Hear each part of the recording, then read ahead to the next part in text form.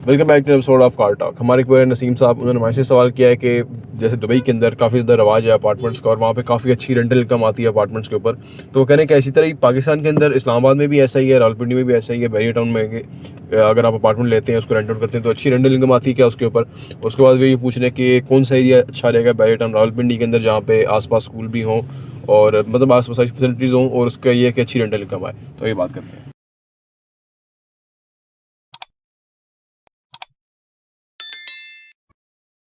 बिस्मिल्लाहिर्रहमानिर्रहीम, अस्सलाम वालेकुम रहमतुल्लाहि व बरकातुहू। देखिए जी, दुबई के मुकाबले में पाकिस्तान की मार्केट जो है ना वो जेन्युइन मार्केट है। पाकिस्तान, इंडिया, बांग्लादेश, यहाँ कभी भी जो एग्जिस्ट करती हुई प्रॉपर्टी है कभी नीचे नहीं आई, बल्कि बहुत ऊपर जाती है। पाकिस्तान में तो बहुत ज़्यादा जो है ना चीज़ें महंगी होती हैं और हो रही हैं। उसकी वजह कंस्ट्रक्शन का जो मटीरियल है बहुत एक्सपेंसिव हो रहा है। उसकी वजह जो कमर्शियल प्लॉट्स हैं जहाँ पे अपार्टमेंट बिल्डिंग बनती है वो बहुत महंगे हो गए हैं कुछ अर्सा पहले, जब से मिनिस्ट्री वगैरह स्कीम आई थी।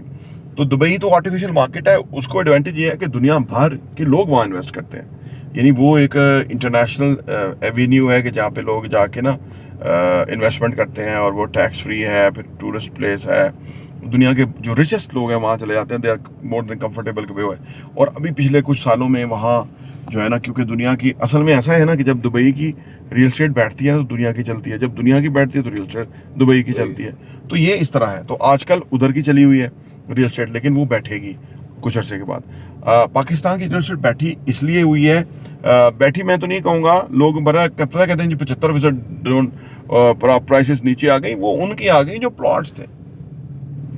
देखिए वैसे मेरा अगर प्लॉट 2 करोड़ का है और मेरा कस्टमर नहीं मुझे मिल रहा, तो अभी अगर मुझे 1 करोड़ मिलता है और मुझे पैसा की ज़रूरत है, तो ये तो 100% मेरा नीचे आ गई ना प्रॉपर्टी। अगर मैं उसको होल्ड करने की कैपेसिटी रखता हूँ तो जब रेट थोड़े ऊपर जाएंगे तो वो उसमें फ़ायदा होगा। तो ये है।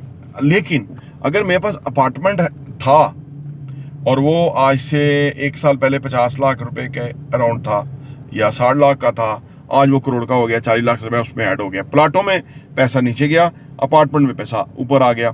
क्योंकि अपार्टमेंट में ये हुआ ना कि इधर एक कल्चर शुरू हो गया, पहले नहीं था। पहले तो लोग घरों को ही पसंद कर रहे थे, अब घर आउट ऑफ रीच हो गए उनके ना। क्योंकि और दूसरा, घर कैश पे मिलता है, अपार्टमेंट इंस्टॉलमेंट मिलते हैं, कभी प्लॉट भी मिलते थे जो है ना इंस्टॉलमेंट पे। लेकिन वो ऐसा था कि उसमें सारे लोगों को नहीं मिलते थे, कुछ लोगों का पैसा ख़राब हो जाता था, कुछ लोग छोड़ जाते थे, वो होता था। आजकल भी जो सोसाइटियाँ फार्म बेचती हैं वो भी इसी तरह का एक फिनोमेन है। ये पुराना जो काम था उसको उन्होंने दोबारा रिवाइव कर दिया कि जी लोगों से फाइलें लेते जाओ और पैसा इकट्ठा करके फिर हम ज़मीन लेंगे, फिर हम डेवलपमेंट करेंगे, और फिर वो तो फेल ही हो गया बिल्कुल ही।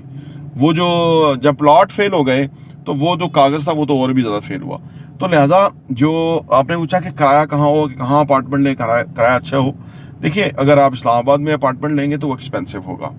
और इस्लामाबाद में जो रेंट है वो जो हमने जितना सर्वे किया उसके मुताबिक 0.5% नहीं है।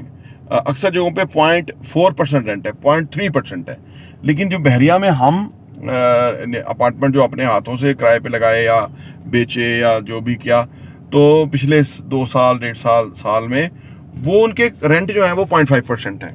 ठीक है ना, हेल्दी रेंट है, बिल्डिंग्स नहीं है उसके अंदर। जो लोग आके रहते हैं उन्हें पता है कि भाई सब कुछ अच्छा सा बना हुआ है, तो वो है। जो अपार्टमेंट पुराने हैं ना, जिधर बिल्डिंग मेंटेन नहीं होती, ये भी बड़ा एक फिनोमेना है, आम बंदे को समझ नहीं आती।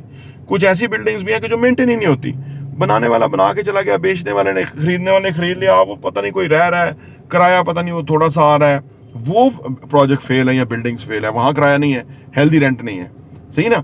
तो आपको सिर्फ ये देखना है, जैसे हम आपको बताते ही रहते हैं गाए बगाए इन्वेस्टमेंट अपॉर्चुनिटीज़ आपको बताते रहते हैं कि देखो ये चीज़ यहाँ ये बन रही है, ये कीमत इतनी है, और आप वो कीमत के हिसाब से एवेल्युएट करना चाहिए कि किस जगह के ऊपर कितना इस वक्त कीमत है और आने वाले टाइम में कितनी कीमत होगी। तो ये आपको जमा तफरीक करनी चाहिए और उसके बाद आपको फैसला करना चाहिए।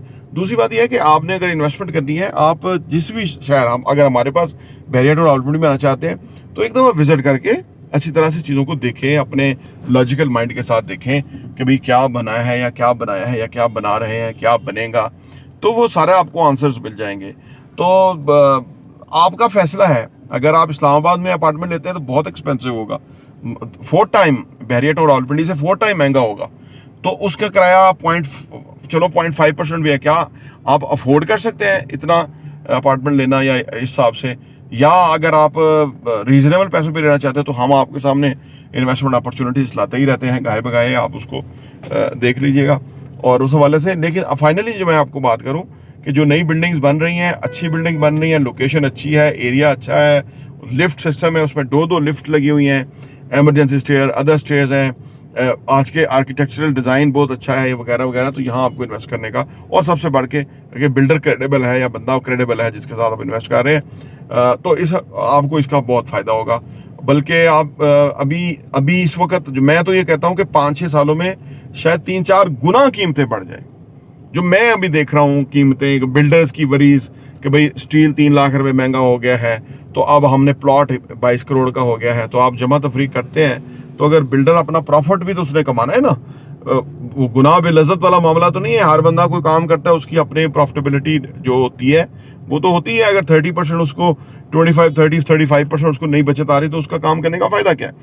तो अब जबकि वो जमा तफरीक करके आप देखते हैं तो आपको समझ आती है कि ये सस्ता बेचना मुश्किल हो जाएगा, बेच नहीं पाएंगे, थोड़ा महंगा होगा। तो अपार्टमेंट आज से 2-3 साल पहले या 4 साल पहले 7,500 पर स्क्वायर फीट पे इजीली बिक रहा था, या मैक्सिमम प्राइस थी।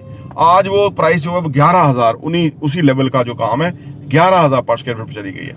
तो यानी आप देखिए कि इसमें कितना फ़र्क हुआ, तकरीबन 3,500 पर स्क्वायर फीट जंप कर गई है कीमत।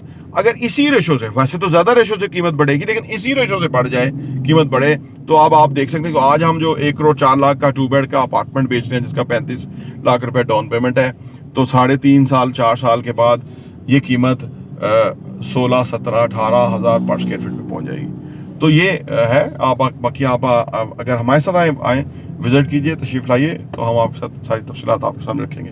प्रॉपर्टी एनजीवी देखने का बहुत बहुत शुक्रिया।